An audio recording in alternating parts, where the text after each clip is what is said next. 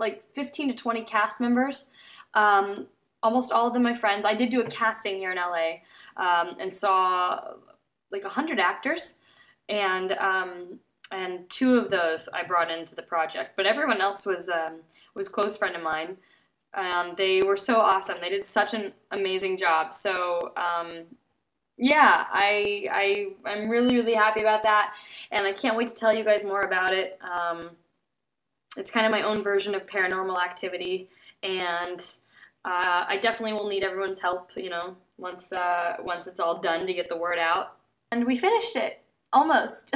We're gonna have some pickups, but it went really well. And as far as distribution, I'm definitely, as soon as it's done, if it's good, I'll take it to the studios and meet with them and show them a trailer and see if it's something that they're interested in. But if not, then I'll definitely go the independent distribution route and look at Netflix and Amazon.com and video on demand. And there's so many different new avenues for online distribution nowadays. So, you know, and by the way, it may end up, I want to believe in it, but you know, you never know until you get in the cutting room. Like, it may end up just being a terrible movie, and then I can't do anything with it. But I think it will be. I think based on how last week went, it's gonna be interesting, to say the least. So with that in mind, I'm looking at a lot of different options for distribution, but not even to be considered until after I get done cutting it in the edit room, which that's the hardest part, honestly. Maybe the hardest part shooting it, I don't know, but I think the hardest part's editing it. Anyway, I'm reading your comments now again, you guys. How much did the movie end up costing DCC? I can't, I don't even want to say. My agent would kill me if I said, because I paid for it myself. Yeah, that's what you do when you're really passionate about something. I just paid for it out of pocket. It was not expensive, because I told everyone, look, I'm paying for this myself, so I can only afford to pay for things that I really have to pay for. Certain types of equipment, stuff like that. But most everything was donated or free. You know, my actors all worked on SAG Media budget, which means that it's all deferred payment. Yeah, anyway, it was a really fun, interesting process, and I'm so grateful that I had so many people helping me out and making it like that. And Converse 1991, if you get offered a movie role, do you have to audition for it? No, if you get offered a movie role, you don't have to audition. And that is always the best thing that can happen. I got offered the role in Frankenstein Brothers, which I shot last fall. That was really fun. I had so much fun shooting that movie, and that was an offer that came in, so I didn't have to audition. And I've had a couple others like that too. That definitely makes it more fun when you don't have to audition. The auditioning process, I don't mind it at all, but it's a lot of work and it's very little payoff. So any of you who are thinking about being actors, you have to understand that 90% of your workload is going to be spent just getting the job. Getting the job is the hard part. Some actors can go into an audition and bang it out, like just do an amazing job without any coaching, but I'm not that type of person. I have to run through it with someone, and since I don't have a roommate anymore that I can't read through my stuff with, I just pay someone to read it through with me. And to be honest with you, we only shot for a week, so material-wise, we don't even have enough to make it a 2-hour-long movie, so an hour and a half. Benjamin Barker, hosting more LTA. Yes, I will be hosting more LTA episodes when Phil DeFranco gets started again. He's taking a hiatus on it for a little bit, but yeah, after that I will be coming back. I love Phil, and it's fun working with him. The thing about Hollywood and the entertainment industry is, and this goes with any job that you do, this is a movie job, this is TV hosting gigs, web stuff, for the most part, unless if it's like my movie where it's just me and my friends working together and working because we all believe in something and we love each other and we want to help each other.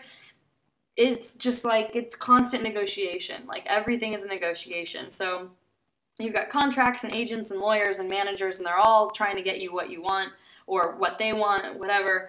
And so, sometimes things just like don't work out the way that you hope they're going to work out. So that's why sometimes I'm all over the place and I never know what I'm doing, because my schedule changes all the time. If I get a random offer for something and the offer is good, then I'll take it, and then I might be like out of the country for a month shooting a movie. Reading through these comments. And yes, it's so true. 1150 Project, you are the epitome of this. If anyone hasn't gotten to look up this project, go to the website. Is it 1150project.com? Um, you don't have to be in Los Angeles to make movies. You can make movies absolutely anywhere. So I don't want anyone to think that they have to move to LA in order to make their dreams of movie making come true. But, you know, if you're gonna do it in your hometown, or there's still a basic knowledge and you know a certain skill set that you have in order to make movies. But yes, I absolutely agree with that statement. Um,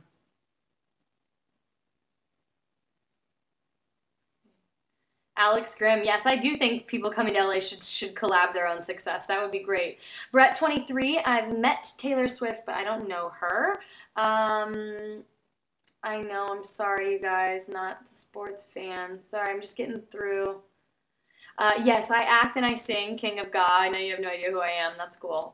To you. So if you can send me in a letter an envelope, and I can also send you a 5x7 if you prefer. So send me an envelope with the postage in it, and I will get you an autographed photo back. So I will post the P.O. box right here in the chat, so you guys have it. Just send it to Taryn Southern, P.O. Box 48044.